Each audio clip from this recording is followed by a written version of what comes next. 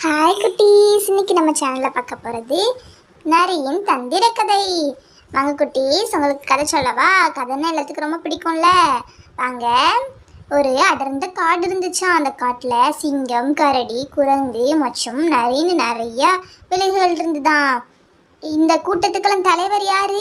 சிங்கம். ஒரு நாள் தலைவராகிய சிங்கம் நரியை கூப்பிட்டு, நான் சொன்னதா எல்லா விலங்குகளையும் மொத்தமாக மரத்துக்கடியில் இருக்க சொல்லு, நான் எல்லாத்துக்கும் ஒரு பரிசு வைக்க போகிறேன்னு சொல்லிச்சான்.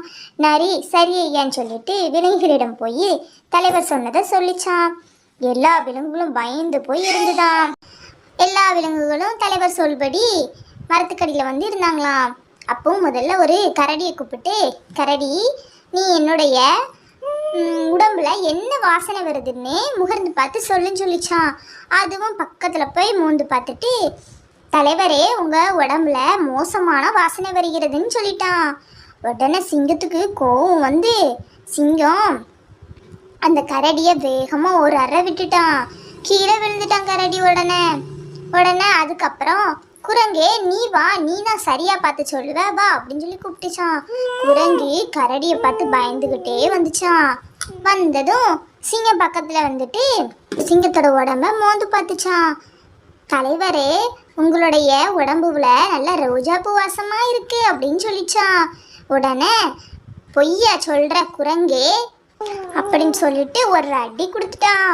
அது பார்த்துட்டு கீழே போய் விழுந்துட்டான். ஓடி குதிச்சு ஓடி போய் ஒளிஞ்சுக்கிட்டான். அதுக்கப்புறமா நரியை சிங்கம் பார்த்து, நரியே இங்கே வா, நீ கரெக்டாக பார்த்து இப்போ சொல்லணும் அப்படின்னு சொல்லிச்சான். உடனே நரி குரங்கையும் கரடியும் பார்த்துக்கிட்டே வந்துதான். சிங்கம் பக்கத்தில் மோந்து பார்த்துச்சான். மோந்து பார்த்துட்டு நரி சொல்லிச்சான், தலைவரே, எனக்கு 3 நாளாக ஜலதோஷம் பிடிச்சிருக்கு தலைவரே, அதனால் எனக்கு இங்கே உடம்புல வர்ற வாசனை எனக்கு தெரியலன்னு சொல்லிட்டு தப்பிச்சு ஓடிட்டான். இந்த கதையோட நீதி என்னன்னு புரிஞ்சிச்சா குட்டீஸ் உங்களுக்கு? நரி தன்னுடைய தலைவரான சிங்கத்திட்டிருந்து எப்படி தந்திரமாக தப்பிச்சிச்சோ, அதே மாதிரி மனிதராகிய நம்மளும் எல்லா செயல்லையும் தந்திரமாக இருக்கணும் குட்டீஸ். ஓகேவா? இதுதான் இதோடைய நீதி.